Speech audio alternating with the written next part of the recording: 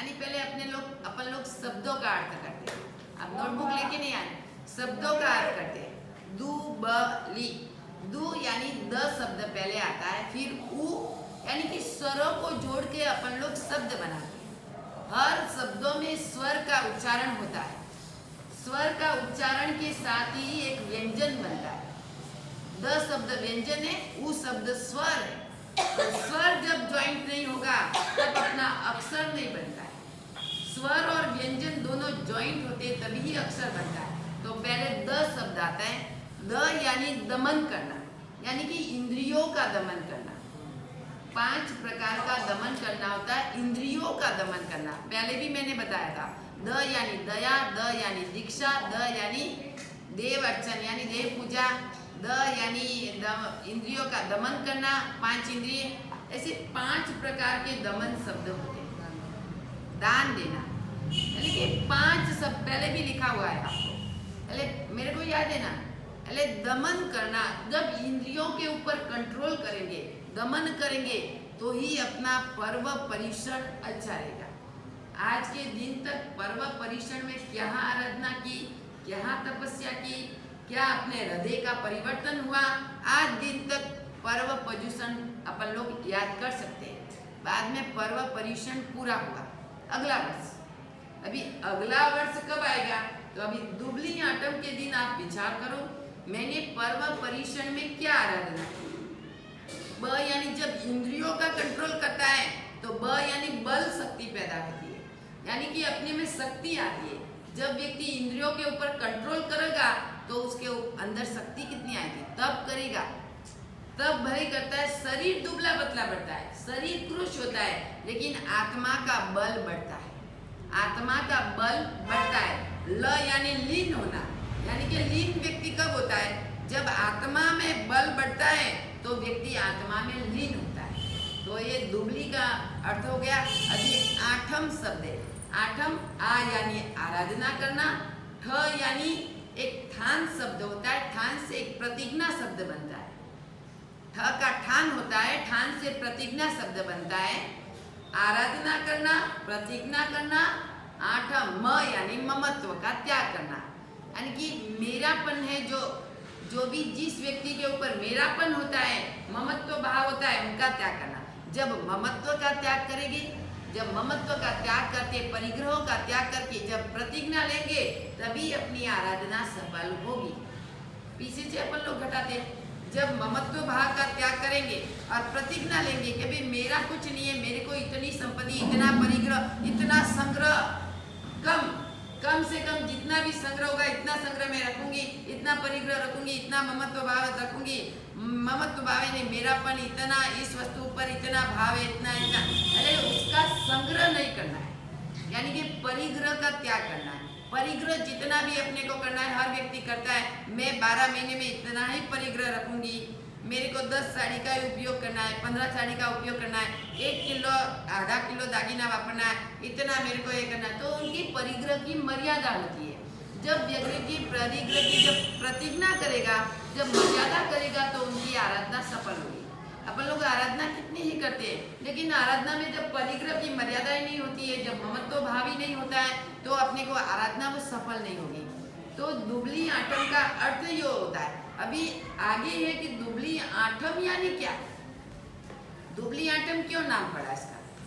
तो कि क्रूस, दुबली यानी कि क्रूस होना, पतला होना। तो पतला कैसे होना है? अपन लोगों ने तब त्याग आराधना सब की, तपस्या करके आप दुबले पतले पड़ गए, बराबर। तपस्या करके दुबले पतले पड़े, लेकिन ऐसे दुबले पतले नहीं, कर्मों को क्रूश करना है, कर्मों को पतला पड़ना है, कर्मों को पतला पड़ना है, यानी कर्म को खपाना है। तो वो ही दुबली आठम नाम पड़ा है। क्रूश, दुबली यानी पतला, शरीर को पतला पाड़ने के लिए, शरीर को पतला बताने के लिए अपने को तप कर रहे हैं, लेकिन तप करना है कर्मों का क्षय करना है, कर्मों को पतला पाड़ने के लिए। लेकिन कर्म इतना भारी है, इतने वर्षों से कर्म बंधन अपन लोग करते आए हैं, कर्म बंधन इतने वर्षों से बहुत किया है, लेकिन वो कर्म अभी तक पतला नहीं पड़ रहा है, कर्म अभी तक खप नहीं रहा है। कर्म एक दूसरे एक ऊपर कर्म अपने अभी कर्म तो बैठे बैठे भी उदय में आ सकते हैं, लेकिन कर्म को बदला। तप करने से कर्म चिकना कर्म खपता है, तप करने से चिकने कर्म खपते हैं, लेकिन चिकने कर्म खपाने से भी कुछ नहीं होगा। शास्त्रकार बताते अभी भगवान महावीर ने घनघाती कर्मों का क्षय करके अपने ऊपर से 4 कर्मों को फेंक दिया, 4 चीला को तोड़ दिया, यानी घाती कर्मों को अपने शरीर के ऊपर लगे हुए थे, उन शरीर के लगे हुए कर्मों को 4 घाती कर्मों को उसने फेंक दिया, यानी कि 4 द्वार खाली कर दिए, 4 कर्मों का क्षय कर दिया। अलग अलग अर्थ, 4 कर्मों का उन्होंने क्षय किया। 4 कर्मों को 4 प्रकार की जो शिला थी, उन शिला को अपने शरीर से ऊपर से उखाड़ के फेंक दिया। लेकिन 4 कर्म कौन से? घाती और अघाती 2 कर्म, 8 कर्म होते। घाती कर्म 4 होते हैं, 4 अघाती कर्म। अभी आपको घाती कर्म मालूम है? 4 घाती कर्म कौन से हैं? संतोष बहन मालूम है? बराबर है, मालूम नहीं, लेकिन आप लिखना। कभी भी आप लिखा हुआ आपको होगा, दूसरे मार्क्स साहब आएंगे तो तुरंत ही आपको याद आएगा 4 घाती कर्म है, 4 अघाती। 4 घाती कर्म यानी ज्ञानावर्णी, दर्शनावर्णी, मोहिनीय और अंतराय। प्रभु को 4 कर्मों का क्षय कर दिया प्रभु ने। अभी 4 कर्म प्रभु के बाकी है। जब ज्ञानावर्णी कर्म का क्षय होता है तो केवल ज्ञान पैदा होता है, केवल ज्ञान प्रकट होता है, उत्पन्न होता है। ज्ञानावर्णी कर्म का प्रभु ने क्षय किया तो केवल ज्ञान उत्पन्न हुआ, और ज्ञानावर्णी कर्म का क्षय भी नहीं किया होता तो केवल ज्ञान कहाँ से उत्पन्न होता है? ज्ञान से उत्पन्न होता है। फिर दर्शनावर्णी कर्म, यानी दर्शनावर्णी कर्मों का प्रभु ने क्षय किया, अपने ऊपर से शिला को उखाड़ के फेंक दिया तो केवल दर्शन प्रकट हुआ। दर्शनावर्णी से केवल दर्शन प्रकट हुआ। फिर बाद में मोहिनीय कर्म, मोहिनीय कर्म को उखाड़ के उन्होंने फेंक दिया तो प्रभु का जितना भी जो मोहिनीय कर्म से जो राग द्वेष जो भी था वो सब उनका नष्ट कर दिया। प्रभु को केवल ज्ञान प्राप्त करना है तो मोहिनीय कर्म अवश्य में उनको नष्ट करना पड़ता है। जब इतना भी राग अपने को रहा तो अपना केवल ज्ञान प्रकट नहीं होगा। गौतम स्वामी को केवल ज्ञान प्रकट क्यों नहीं हुआ? कि प्रभु के ऊपर राग था। तो जब प्रभु ने राग देश का भी त्याग किया तब मोहिनीय कर्म उनको क्षय हुआ, और मोहिनीय कर्म का क्षय किया तो राग देश का भी नष्ट हुआ। तो उनको मोहिनीय कर्म से भी राग देश नष्ट हुआ तो उनको ये कर्म उनको पैदा हुआ। मोहिनीय कर्म उनको था, उनका नष्ट कर दिया। बाद में है अंतराय कर्म। अंतराय कर्म यानी कि हर जगह, हर जगले पगले, हर मिनट में, हर सेकंड में अपने को अंतराय कर्म आड़े आते हैं। अंतराय कर्म बीच में आता है। कभी भी अपने को कुछ करना हो तो अंतराय कर्म आता है। अभी मेरे को यह करना है तो कुछ न कुछ घर में प्रॉब्लम है। संसारी लोग होते हैं, संसारी लोगों को कई प्रॉब्लमें होती है। संसारी और संयम जीवन में बहुत फर्क है। इस संयम जीवन में तो कोई ऐसी प्रॉब्लम नहीं। संसारी इतना बड़ा परिवार है, कहाँ किसी की मृत्यु हो गई, कहाँ किसी कोई बीमार हो गया, कहाँ वो कुछ हो गया तो अपने को जाना पड़ता है, मेरे को यह करना है, लेकिन आपके हाथ की बात नहीं है। अंतराय कर्म आपके बीच में आ जाता है। हमारे भी अंतराय कर्म आता है बीच में कि भी मेरे को ये तपस्या करनी है, लेकिन कोई बीमार हो गए व्यक्ति, कोई बीमार हो गए, चलो बड़े माँ साहब की तबीयत देख रहे हैं तो फिर क्या करेंगे अपन लोग? अंतराय कर्म हमारा भी अभी तक नष्ट नहीं हुआ है, लेकिन संसारी बातों में कर्म थोड़ा कम आता है। लेकिन वैसे अंतराय कर्म तो हमारे को भी बीच में आते हैं, वो भी किसी को कोई कहने दिया। अंतराय कर्म को जब तोड़ेंगे तो कर्म कोई एक भी बीच में नहीं आएगा। तो प्रभु ने 4 घाती कर्मों का क्षय किया तो अंतराय कर्म को तोड़ा। अब प्रभु की 4 अघाती कर्म बाकी है, 4 अघाती कर्म बाकी है। जो अघाती कर्मों का जब क्षय होता है तो ही प्रभु निर्वाण होते हैं, प्रभु का मोक्ष होता है। लेकिन केवली पणा में कितने वर्षों तक प्रभु विचरते हैं। जैसे कि 4 कर्मों का क्षय हो गया, अभी प्रभु को क्या करना है? केवली पणा में विचर के हर व्यक्ति को तारना है, हर व्यक्ति को तारना है। खुद तर गए, खुद अपने कर्मों का क्षय किया 4, तो फिर वो हर व्यक्ति को तारने के लिए जो व्यक्ति कोई डूबना नहीं चाहिए, कोई व्यक्ति डूबना नहीं चाहे, तो व्यक्ति जो डूब रहा है उनको प्रभु क्या करते हैं? ऊपर लाके उनको स्थिर करते हैं। प्रभु ने स्थिर हो गए प्रभु स्थिर हो गए, लेकिन अभी दूसरों को स्थिर करना है, तो कि अपनी स्वजात को सुधारना। तो स्वजात को वो एकदम निर्लेप बन गए हैं, स्वजात को उन्होंने सुधार लिया है, स्वजात का उन्होंने पर जात के लिए अभी उनको दुख हो रहा है कि मैं तर गया हूँ, लेकिन पूरी दुनिया डूब रही है। तो परिषण पर्व की नाव में आप बैठे थे, परिषण पर्व की नाव में आप बैठे थे, आज दिन तक पर्व परिषण है, यानी कि आठम के दिन तक व्यक्ति मिच्छामि दुक्कडम देते हैं।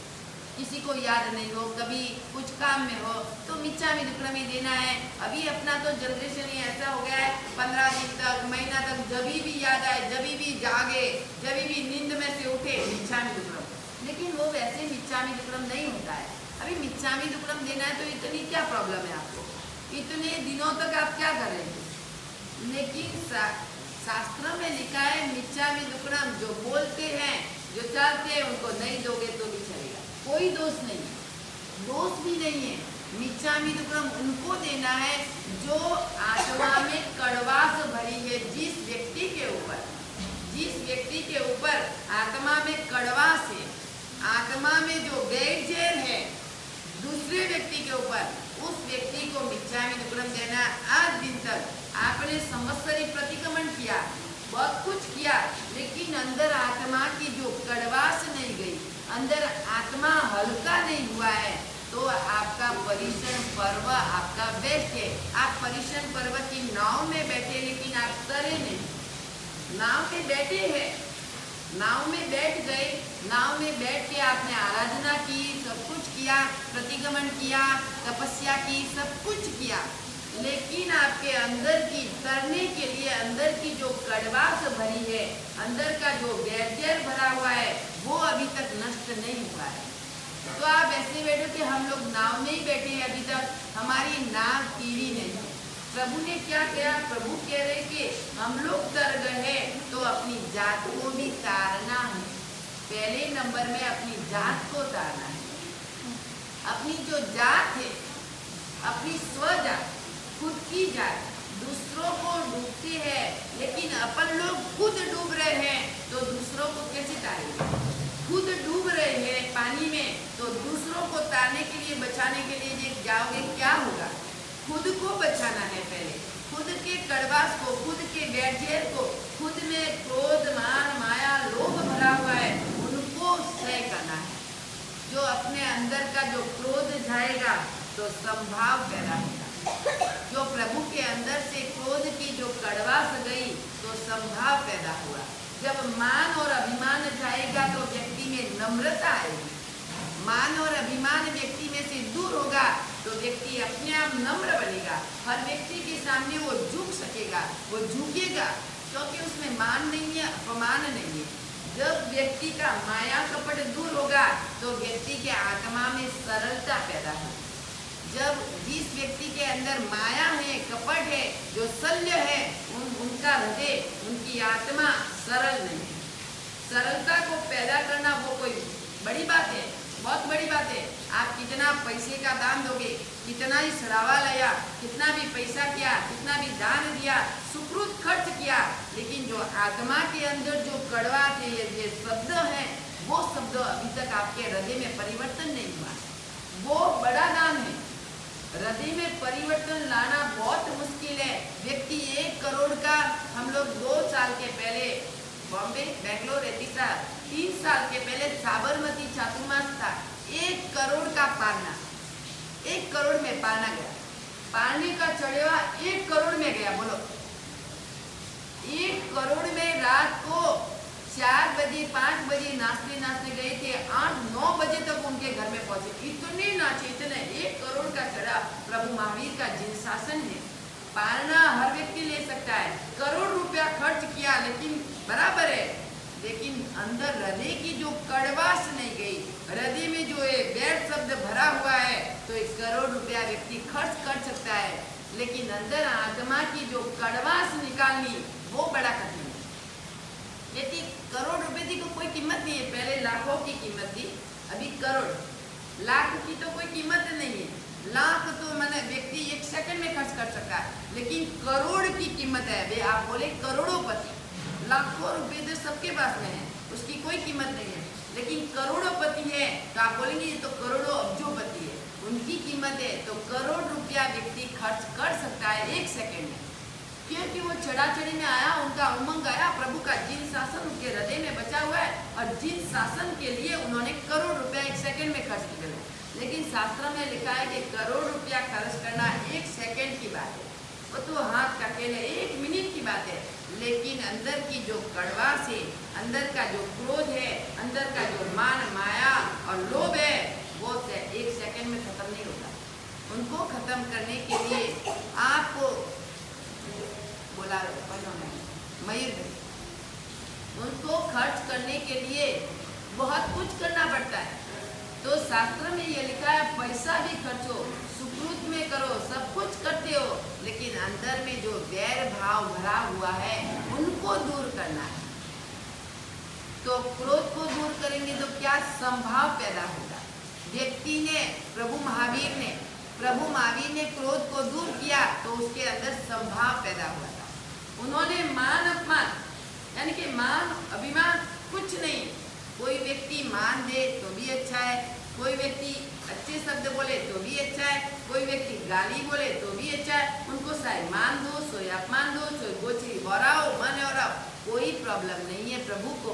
तो उनको नम्र भाव प्रकट हो गया है। जब व्यक्ति का मान और अपमान दूर होता है व्यक्ति के अंदर से, तब उनको नम्रता अपने आप पैदा होती है। हर व्यक्ति के सामने झुकेगा। क्या करना, झुकना ही है। 2 हाथ जोड़ के जो भी व्यक्ति झुकेगा उनका ही कल्याण ही करना है, तो फिर झुकना तो पड़ेगा। आत्मा कल्याण के लिए व्यक्ति को नम्र बनना पड़ता है। कोई भी व्यक्ति कड़वा जैसे शब्द बोले कोई बात नहीं, क्या अर्थ होने वाला अपने को कुछ होने वाला नहीं। कोई व्यक्ति अपन लोग सामने से सीधा पूछेंगे तो भी वो उल्टा जवाब देगा, कोई बात नहीं, क्या लेना देना है, चाहे उल्टा बोलो चाहे सीधा बोलो चाहे कुछ भी बोलो, अपने को कोई लेना देना है, अपने को कुछ प्रॉब्लम नहीं हुए। वो बोला तो उनका कर्म बंधन हुआ, अपने को क्या लेना देना है, अपने को कोई लेना नहीं। तो जिस व्यक्ति के अंदर जो माया कपट क्या होता है, शल्य, व्यक्ति ऊपर से मीठा बोलेगा, ऊपर से बहुत अच्छा बोलेगा, अपने को लगेगा ये व्यक्ति कितना अच्छा है, कितना मीठा बोल रहा है, कितना विनय विवेक है, लेकिन अंदर आत्मा में उसकी कड़वास भरी हुई है। आत्मा में माया है, कपट है, शल्य है। ऊपर से ऐसे बोलना, अंदर से दुर्भाव है अपने ऊपर, अंदर से व्यक्ति अपने ऊपर दुर्भाव रखता है। लेकिन जो सज्जन व्यक्ति होता है, जो सामने वाला व्यक्ति सज्जन होता है, उनको क्या लगता है मेरे अंदर में सरलता है, सज्जनता है, वही व्यक्ति ऐसा ही होगा ना। लेकिन उन व्यक्ति के अंदर दुर्भाव होता है। जब व्यक्ति का दुर्भाव, माया कपट जो नष्ट नहीं होता, उनकी नरक गति है, अधोगति, उनका पतन होगा अधोगति। अधोगति यानी नरक गति। नरक सिवाय कोई उनका ठिकाना ही नहीं है। वो नरक में शायद कितनी ही क्रिया करो, कितनी ही आराधना करो, ऊपर से वो सब कुछ करता है, खड़े खड़े क्रिया करेगा, खड़े खड़े आराधना करेगा, जाप करेगा, अपने को देखने वाले को लगेगा कि कितना महान व्यक्ति है, कितना महान है। लेकिन दिखावा थोड़ी करना है, दिखावा से कोई फायदा नहीं है। अपनी आत्मा में समझ कर करना है। अपनी आत्मा से समझकर जो भी व्यक्ति करेगा उनका ही कल्याण है।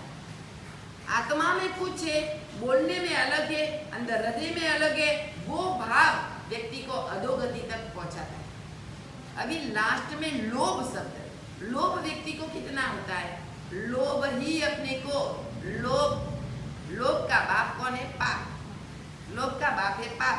तो पाप के लिए अपनी छातो, हर व्यक्ति को, चलो कि अपनी दुकान में 1 करोड़ आपने कमा लिया, लेकिन आपका लोभ कितना होता है, 2 करोड़ हो तो अच्छा है, 4 करोड़ हो तो अच्छा है, 5 करोड़ हो तो अच्छा है। व्यक्ति का लोभ आगे आगे बढ़ता रहता है।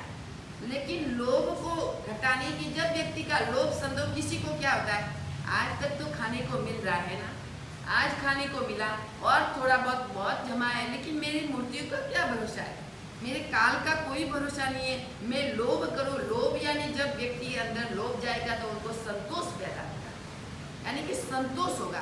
कोई बात नहीं, आज 5 लाख मिले, कोई बात नहीं, मेरे भाग्य में होंगे तो ज़्यादा मिलेंगे, और मेरा भाग्य और नसीब ही नहीं होगा तो कहाँ से मिलेंगे। रात दिन मैं मेहनत करूँगा, रात दिन खून पसीना एक करूँगा तो भी नहीं मिलेगा, क्या करें। भाग्य है, कर्म है, इसलिए संतोष रखना है। जब व्यक्ति को संतोष पैदा होगा तो उनका ही मोक्ष है, उनका ही मोक्ष है। प्रभु के अंदर लोभ नहीं है, मान माया नहीं है, क्रोध नहीं है, कुछ नहीं है, और 4 घाती कर्मों का भी प्रभु ने क्षय कर दिया। तो अपने काल का, मृत्यु का कोई भरोसा नहीं है। उसके लिए 3 शब्दों के ऊपर अपने को विचार करना है, यानी कि सात्विक भावना, सात्विक भावना पहले नंबर में, दूसरे नंबर में व्यर्थ का विचार, तीसरे नंबर में मृत्यु का कोई भरोसा नहीं। सात्विक भावना यानी कि अच्छे बनना है, सारी भावना, गुजराती में सारी भावना, और हिंदी में है अच्छी भावना। हर व्यक्ति के ऊपर खराब भावना नहीं करनी, अच्छी भावना करनी।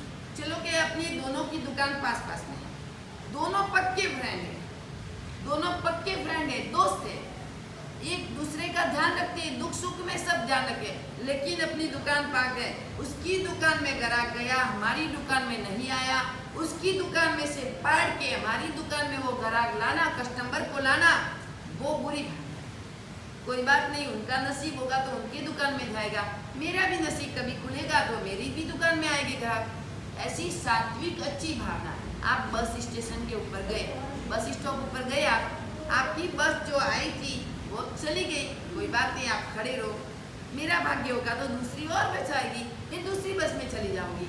लेकिन खराब बुरी भावना नहीं, किसी को बुरे शब्द उसके आगे भी नहीं बोलना, बुरे शब्द भी नहीं बोलना, उसने मेरा बिगाड़ा, उसने मेरा ऐसा किया, उसने मेरा ऐसा किया। मेरे कर्म ही ऐसे हैं तो मैं क्या करूँ, मेरे कर्म भारी है, बेचारा वो क्या करेगा, उसका क्या दोष है। मेरे कर्म में, मेरे दुकान में एक भी कस्टमर नहीं आ रहा, मैं पूरी दिन से मेहनत कर रहा हूँ, और सामने वाली दुकान में कस्टमर से भरी हुई दुकान है, क्या करें, उनका पुण्य है। आप उनके लिए सात्विक भावना भाव, अच्छी भावना भाव, मेरा भी पुण्य, एक दिन मैं भी एक जो आराधना करूँगा, मेरा भी एक दिन पुण्य बढ़ेगा तो इससे भी ज़्यादा ग्राहकी होंगे, उनमें उसका कोई दोष नहीं है, दोष मेरे कर्मों का है। तो ऐसी भावना अपन लोग भाएंगे तो अपने कर्मों का क्षय हो सकता है। और अपन लोग तो क्या बुरी भावना, इसका भी जो ग्राहक टूटे तो अच्छा है, इसका कुछ भी होए तो अच्छा है, मेरी दुकान में ऐसा हुआ, इसका भी ऐसा होना चाहिए। नहीं, उन लोगों ने जो खराब किया है अपना, तो भी आप खराब मत बोलो। अगले वाला व्यक्ति जो खराब कर रहा है, आपका कुछ भी कर रहा है, आप खराब मत बोलो। उनके तो कर्म बंधन हुए, और कर्म बंधन में शामिल अपन लोग भी ज्वाइंट हो गए। कर्म में ज्वाइंट नहीं होना है, कर्मों को खपाना है। प्रभु महावीर, जिन शासन के रत्न प्रभु महावीर, वो कर्मों में ज्वाइंट कभी नहीं होते थे, हर व्यक्ति को ताड़ते थे। चाहे गौशाला ने तेजोलेशिया उसके ऊपर ही फेंकी, उन्होंने उसका उपकार किया था, तेजोलेशिया की विधि सिखाई प्रभु ने, फिर भी प्रभु के ऊपर भी खराब भाव उत्पन्न, प्रभु के ऊपर तेजोलेशिया फेंकी तो भी प्रभु को दुर्भाव नहीं आया, प्रभु को द्वेष नहीं आया। जब तेजोलेशिया फेंकी और वो गौशाला जब मरती टाइम उनको घसट घसट के वो गौशाला बोला, मैंने प्रभु की, जब प्रभु का उपदेश सुना तो गौशाले को लगा वास्तव में मैंने बहुत खराब किया। अंतिम घड़ी में, मरण के टाइम अंतिम घड़ी में गौशाले को खींचते खींचते, घिसते घिसते, पकड़ के लेके गए। तब गौशाला बोल रहा है, मेरे को पत्थर मारो, मेरे को घिस घिस के ले गो, मैंने इतना कर्म बंधन किया है, प्रभु को जेम तेम बोला, फिर भी प्रभु के आंख में आंसू आ गए।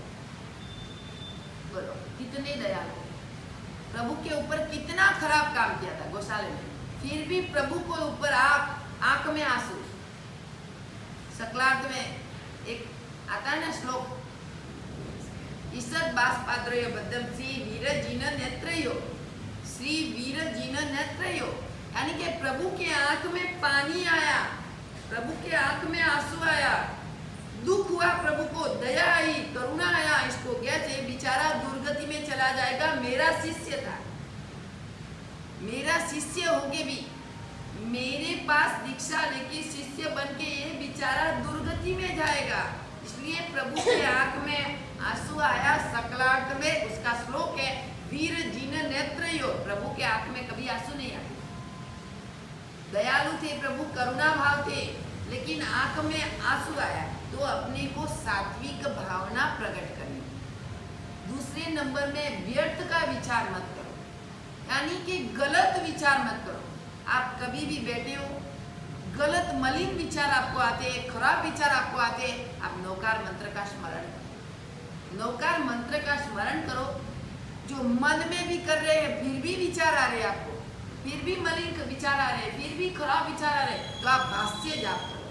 शास्त्र में अलग अलग प्रकार से प्रभु ने जो भी शास्त्र ने रचना किए, अलग अलग प्रकार से लिख के अपने को बताते हैं कि आपको ऐसा हो रहा है, ऐसे में भी आपको जो सात्विक विचार नहीं आ रहे, आपका मलिन विचार आ रहा है, आपका खराब भाव आ रहा है, तो आप जोर से भाष्य जाप करो।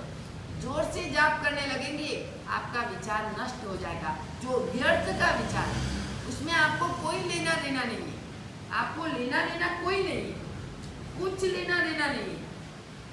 वो व्यक्ति अपने को पहचानता भी नहीं है, उससे कुछ लेना देना नहीं, कोई लेन देन नहीं है, कोई अपना रिलेटिव वाला भी नहीं है, फिर भी उसके लिए अपन लोग मलिन विचार कर रहे हैं। उसके लिए बैठे बैठे विचार करते रहते, पूरे दिन अपने विचारों में ही अपनी आत्मा चली जाती है। लेकिन मृत्यु का क्या भरोसा है? तीसरे नंबर में क्या, तू विचार कर, मृत्यु का कोई भरोसा नहीं। तू फोगट बैठे बैठे व्यर्थ का विचार कर रहा है, लेकिन मृत्यु तो अभी एक सेकंड में भी तेरी आ सकती है। तो फिर तेरा क्या गति होगी? क्या दुर्भाव जो सबके ऊपर तू रखता है, तो गति तेरी क्या होगी? तेरी गति का विचार करना। इसलिए कि तो स्वजात को सुधारो, अपने स्व का विचार करो। मेरी दुर्गति हो रही है दूसरों के लिए। जब भी व्यक्ति दुखी है ना, ज्यादा इस दुनिया में दुखी है, तो दूसरे विचार के लिए दुखी। अपने विचार के लिए वो कुछ नहीं कर रहा है, अपने के लिए कुछ नहीं कर रहा है, दूसरों के लिए ज्यादा दुखी है। उसने ये किया, उसने ये किया, उसने ये किया, पूरे दिन वही विचार। वो व्यक्ति ऐसा है, वो व्यक्ति ऐसा खराब है, वो व्यक्ति ने ऐसा किया, उस व्यक्ति ने ऐसा बोला, उस व्यक्ति ने, अरे कोई लेन देन नहीं है। पूरी दुनिया का तो विचार करेगा, तो अपनी जात का विचार कब करेगा? अपनी आत्मा का विचार कर करेगा।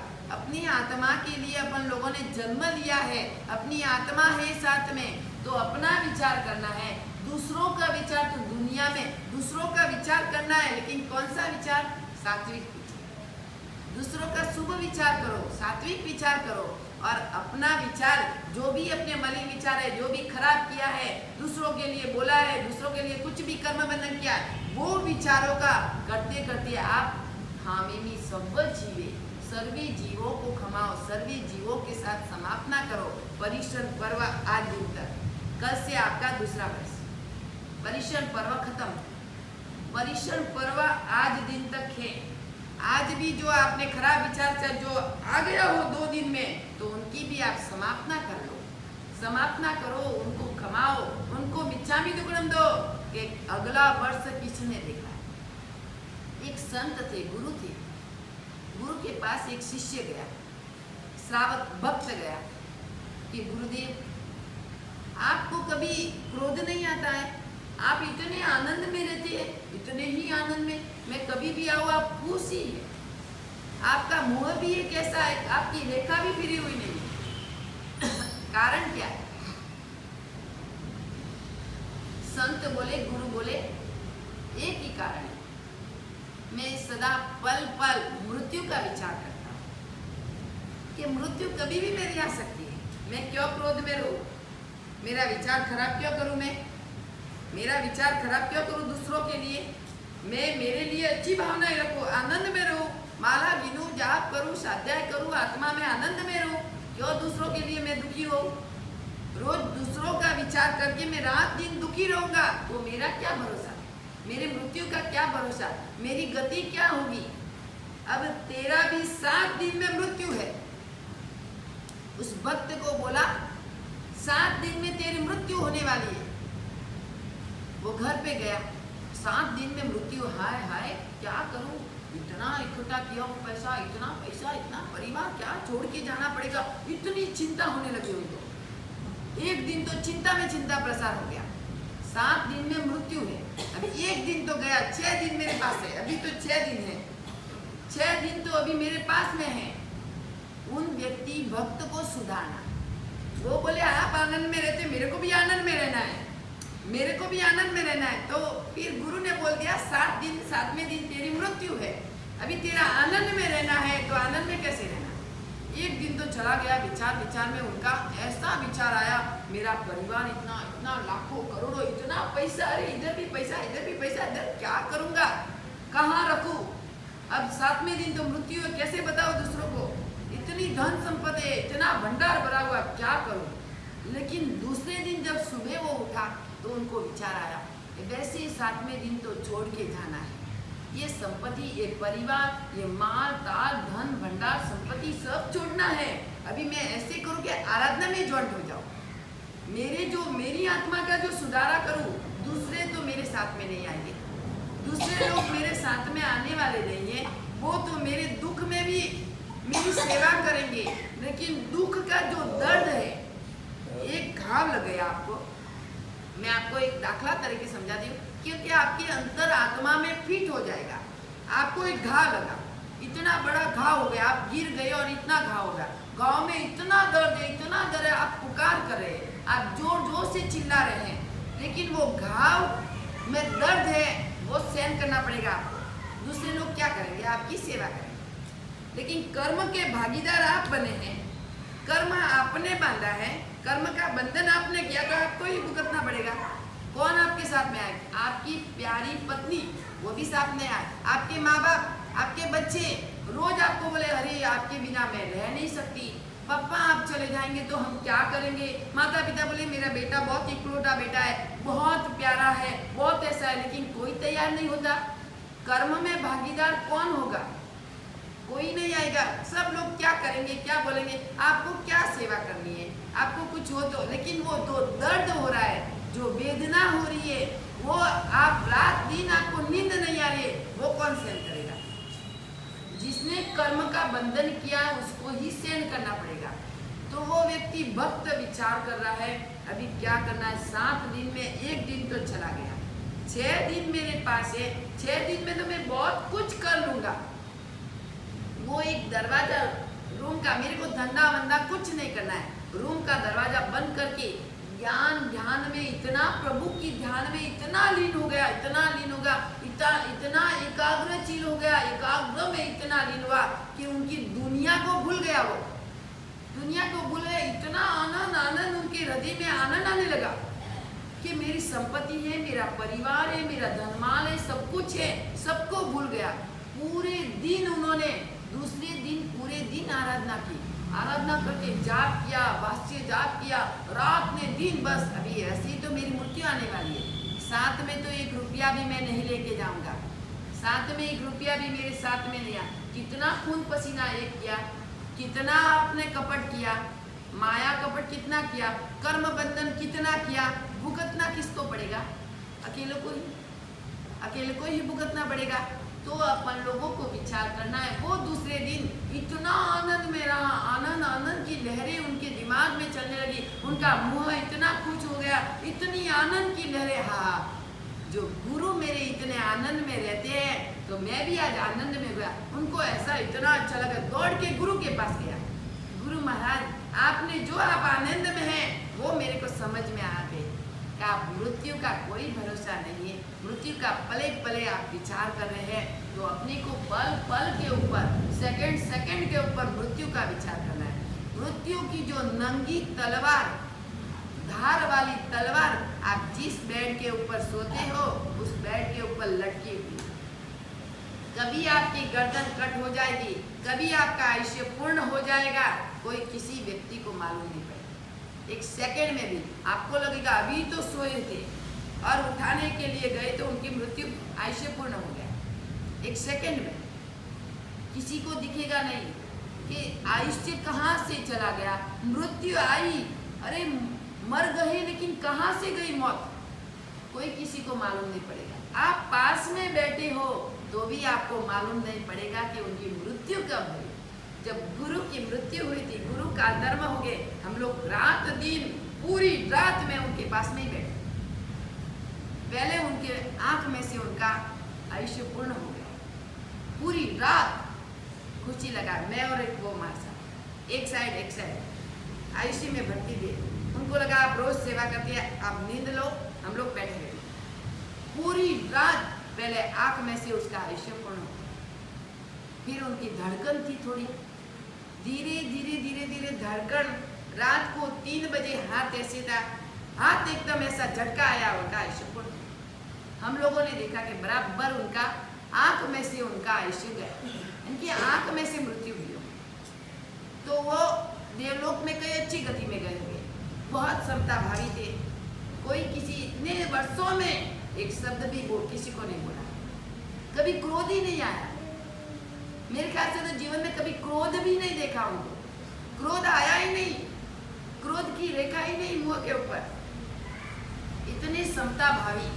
तो उनकी मृत्यु के क्षण हम लोग पास में बैठे, सब लोग बोलते मृत्यु जाती है, कहाँ से जाती है देखना है। हम लोग पूरी रात तो हमारे को मालूम पड़ा कि आंख बंद हो गई उनकी, आंख में से आयुष्य गया, आंख बंद हो गई। फिर धीरे धीरे धीरे धड़कन इधर आई, इधर धड़कन रात को 3 बजे वो भी धड़कन बंद हुई, जोर से झटका आया और उनका आयुष्य पूर्ण हो गया। तो अपन लोग मृत्यु के टाइम आप अपने उनको नौकार मंत्र सुनाओ, उनको आराधना करवाओ, आप रो मत।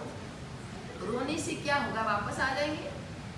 रोने से रोना आता है, लेकिन उनको आराधना भी अवश्य में अंतिम घड़ी में कराएं। अंतिम घड़ी में व्यक्ति आराधना करते करते भी उनकी सदगति हो सकती है, सदगति अवश्य में हो सकती है। आप कभी भी बीमार हो तो नौकार मंत्र। उस दिन गुरुदेव को जब मस्तक की जो बीमारी थी, सिर इतना दर्द, नौकार मंत्र का जोर जोर से जाप किया। अरे उन नौकार मंत्रों से भी व्यक्ति को साधा होती है। नौकार मंत्र में इतनी शक्ति है कि आप कुछ भी कर सकते हैं। अन्य जाति को नौकार मंत्र फलीभूत ज्यादा होती है। आपको श्रद्धा नहीं, आप नौकार मंत्र के ऊपर इतनी श्रद्धा रखो। कुछ भी आप बीमार हैं, आपको दर्द कर रहा है, आप नौकार मंत्र गिनो, जोर जोर से नौकार मंत्र, और वो नौकार मंत्र में इतनी एकाग्रचित्त आप बन जाएंगे कि आपके दर्द जो कर्म का जो दर्द है, वो दर्द आपको मालूम नहीं पड़ेगा, क्या दर्द कर रहा है, क्या दुख कर रहा है। आप नौकार मंत्र बोले तो उसमें भी आपका आयुष्य आ जाएगा, तो भी आपकी सदगति प्राप्त हो सकती है। तो अपने को सदगति ही प्राप्त करनी है। तो इन 3 शब्दों को ध्यान आप अवश्य में देना, तो आपके आत्मा का कल्याण अवश्य में होगा। अब अपन लोग आगे चलते हैं। अब दुबली आठम, कि दुबली आठम के दिन कर्मों को कृश करना है। कर्मों को कृश करना, शरीर तो पतला बढ़ता है। शरीर आपने उपवास किया, 28 की, 8 किया, 21 किया, कुछ भी किया, आप बोलेंगे हाँ अच्छा हुआ, मेरा शरीर अच्छा हुआ है, मेरा शरीर पतला बढ़ गया, मैं बहुत अच्छी हो गई, अभी बहुत पतली लग गई। अरे शरीर के लिए आप खुश मत हो, लेकिन आपके कर्मों का क्षय कितना हुआ, कर्म कितने हल्के हो गए, कर्म कितने पातले हो गए, कर्म हल्के हुए, कर्म में जो अपने आत्मा में जो भी दूषण थे, जो भी दोष थे, उसके ऊपर कोई हल्कास, कोई कड़वास दूर हुई या नहीं हुई, तो आपका तप सफल है। लेकिन आप नौकारसी करो भले रोज, कोई प्रॉब्लम नहीं है। रोज नौकारसी करके भी उन्होंने जो अपनी आत्मा में से कड़वास निकाली, तो वो आपकी तपस्या से भी ज्यादा आगे हैं। तो उसमें भी आपको जब छुटकला में इसलिए दे रही हूँ कि आपके हृदय में फिट हो जाएगा। जो भी दृष्टांत जो दाखला आपको समझाती हूँ, नहीं आपको हृदय में, आपकी आत्मा में फिट करने के लिए आपको लगेगा कि वास्तव में यह ऐसा करना चाहिए। एक गुरु और शिष्य, गुरु बहुत हल्के हैं कर्म से, बहुत हल्के, लेकिन शिष्य को वो गुरु पसंद नहीं आ रहे, शिष्य को वो गुरु पसंद नहीं आ रहा। एक दिन शिष्य गुरु को पूछते, गुरुदेव मैं उपवास करो। गुरु ने कुछ बोले नहीं, बिना आज्ञा से तप की शुरुआत की, बिना आज्ञा। गुरु को मालूम है उसको इतना क्रोध भरा हुआ है, इतनी कड़वास है, इतना बैठ झेल है, वो तप कैसे करेगा। गुरु बोले नहीं, कुछ नहीं बोले। गुरु ज्ञानी थे, उनको मालूम था, कुछ नहीं बोले। फिर भी वो शिष्य बोला मैं उपवास करूँगा। 1 उपवास किया, 2 उपवास किया, 3 उपवास। अठम तप हो गया, फिर गुरु के पास गुरुदेव अठम हो गया, आज गुरु मेरे को पालना करने के लिए बोलेंगे। उनके मन में ऐसा बना, गुरु अभी तो पालना करने के लिए बोलेंगे। 1 2 3 उपवास हो गया गुरुदेव, अठम हो गया मेरा। गुरु बोले हल्के बनो। गुरु क्या बोले? हल्के बनो, यानी हलवा खाओ, यानी हलवा बनो, तमे हल्के बनो। कोई बात नहीं, दूसरे दिन वापस तब में ज्वाइन हो गया वो। 1 28 4 उपवास हुआ, 5 उपवास, 6 उपवास, 7 उपवास, 8 उपवास के बाद वापस गुरुदेव के पास आए। गुरुदेव 8 उपवास हो गए, 8 ही हो गए ये। उसके मन में ऐसा लगा अभी तो गुरु पालना करने के लिए बोलेंगे। गुरु बोले हल्के बनो। अरे क्या करे, बेचारा वापस चला गया। फिर 16 उपवास हो गया, 16 उपवास के वापस गुरुदेव के पास आया। गुरुदेव को बोले अभी तो 16 उपवास हो गया मेरा। गुरुदेव बोले हल्के बनो। गुरु को मालूम है अभी तक क्रोध नहीं गया, कड़वास भरी हुई है, राग द्वेष भरा हुआ है, तो भी तप करने से क्या फायदा है? साहब उपवास करो, आपका शरीर कृश हो गया, लेकिन आत्मा में जो कर्म कृश नहीं हुए, कर्म बदले नहीं पड़े, तो फिर तप करने से क्या फायदा? आप जिंदगी भर करो, मासक समन के पालने मासक समन करो, कोई कुछ नहीं है उसमें, लेकिन कर्म को हल्का करना है। मासक समन तप हुआ, मासक समन तप हुआ, 30 उपवास हो गए। अभी गुरु के पास वापस आया, गुरुदेव अभी तो बोलो 30 उपवास हो गए, मासक समन पूर्ण हुआ। लेकिन गुरु क्या बोले? हल्के बनो। जब उनके दिमाग की समतुला, यानी कि दिमाग का पारा 100 डिग्री के ऊपर चढ़ गया, बोलने लगा जोर जोर से, अरे आपको मालूम है या नहीं है, 30 उपवास हो गए मेरे, फिर भी आप एक करके तो देखो, एक उपवास करके तो देखो कैसे होते हैं उपवास। जोर जोर से गुरु को बोलना लगा। तो गुरु ने बोला कि बेटा मैंने इसलिए तो आपको बोला है, इसलिए तो तेरे को बोला तू हल्के बनो, तू हलवो था। अरे तेरे अंदर है वो क्रोध भरा हुआ है, तेरा क्रोध नहीं गया। इतनी कड़वा से इतनी वेट दे रहे, 30 उपवास किया, शरीर दुबला बनाया, क्रूश बनाया, क्या मतलब है? उस दिन से शिष्य की आंख खोली। वास्तव में मैंने 30 उपवास किया, लेकिन गुरु को एर शब्द बोले, गुरु को जैसे तैसे मैंने बोला, कोई मतलब नहीं 30 उपवास का। जो मैंने संभाव रखा हुआ, गुरु के मन में ऐसी भावना थी, जितना भी उपवास करे धीरे धीरे धीरे इनका क्रोध हल्का पड़ेगा, तब मैं बोलूंगा कि तू पालना। लेकिन 30 उपवास तक उनकी समतुला, यानी कि मगज का जो बैलेंस है, इतने तक रहा और बैलेंस आगे बढ़ गया, लेकिन बैलेंस नहीं बना। बैंक बैलेंस और बाउंड्री 3 शब्द होते हैं। बैंक बैलेंस और बाउंड्री। बैलेंस व्यक्ति का बहुत कंट्रोल में रखना है। अपने मगज का जब बैलेंस गया तो सब कुछ गया। जब मगज ही शांत नहीं है तो फिर दूसरा आप क्या? अपने परिवार में इतने रहते हो, सब इतना बड़ा परिवार है, पिता है, बच्चे है, पत्नी है, माँ बाप है, कुछ भी है, परिवार में जब मगज का बैलेंस जिस व्यक्ति का अच्छा है, मगज का बैलेंस जिस व्यक्ति का शांत है, उनका परिवार एक नंदनवन जैसा है। उनका परिवार नंदनवन जैसा है, यानी कि सुगंध। आप 1 सेकेंड 5 मिनट भी उसके घर में खड़े रहेंगे तो आपको लगेगा आधा घंटा खड़े रहो तो अच्छा, क्योंकि कोई कलेश का वातावरण ही नहीं है। जिस व्यक्ति के घर में क्लेश है, उस व्यक्ति के घर में आप ऐसा करके देखो, प्रैक्टिकल करके देखो, आपको ऐसा लगेगा।